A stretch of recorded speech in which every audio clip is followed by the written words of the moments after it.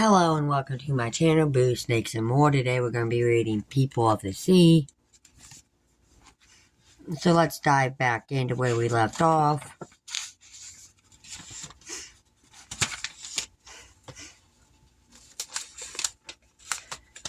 Scooped out of the Great Lakes began rapid melting about 18,000 years ago.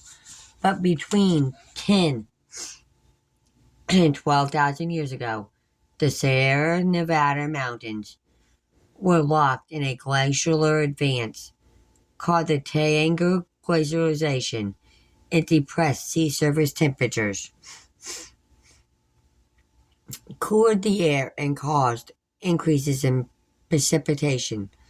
July probably felt like March. Cooler temperatures decreased the amount of summer evaporation and significantly affected the current desert regions of central and southern California, Arizona, and Nevada. Tremendous rains created and sustained over 100 pluvial lakes that covered the San Quantrero Valley, the Mojave Desert, and the Great Basin regions, turning them into marshlands. Human hunters entered California during this period and found an Ice Age landscape populated by camels, imperial mammoths, deer wolves, horses, giant sloths, and saber-toothed cats. Among other now extinct animals, the California lion, the largest cat on record, was approximately 25% larger than the modern African lion. The most terrifying predator of all, the giant short-faced bear, the biggest carnivore to ever inhabit North America. It weighed more than a ton and had long legs designed for great speed and agility. The question that has plagued scientists for generations is whether the mammoths, mastodons, and other megafauna were killed off by human hunters or succumbed to the dramatic environmental changes that altered the face of the continent. We know from paleontological discoveries that before humans arrived, the late glacial mammifer populations were declining and staggering for survival.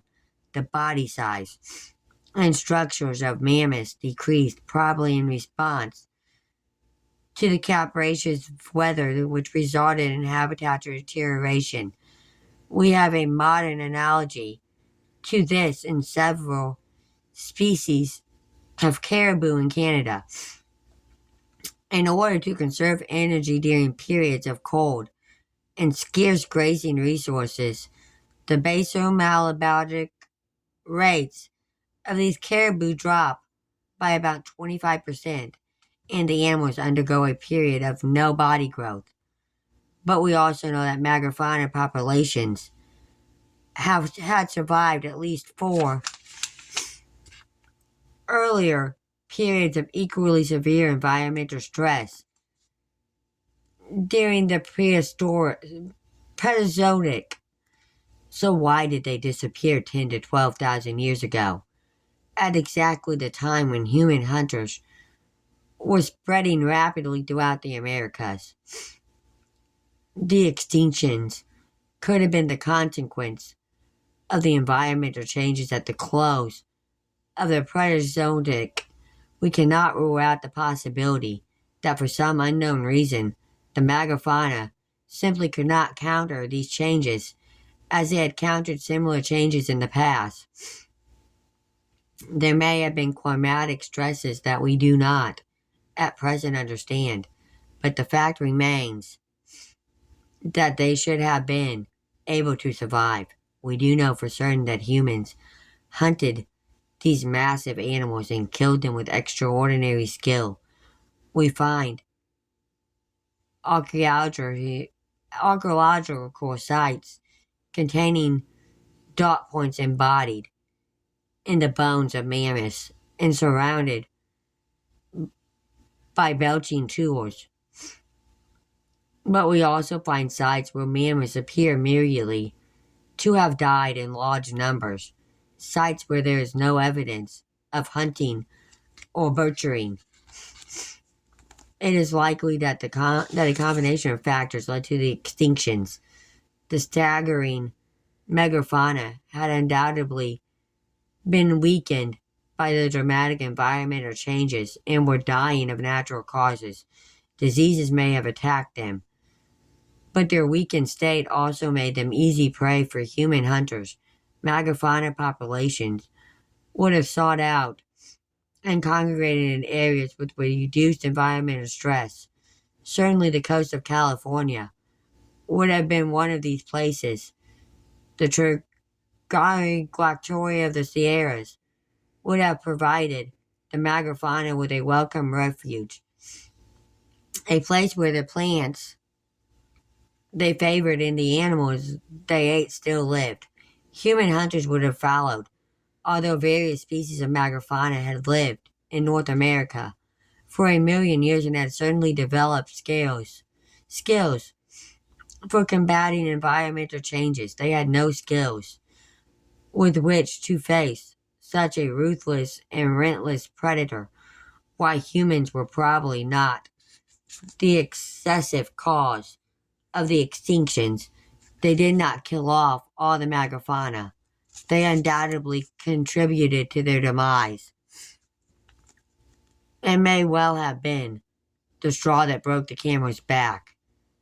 And as always, witness the petite prophet Waniqua and the establishment of the ghost dance in the 1870s, or the modern environmental movement when human beings began to notice the dwindling numbers of animals and inexplicable changes in the world. They became confused.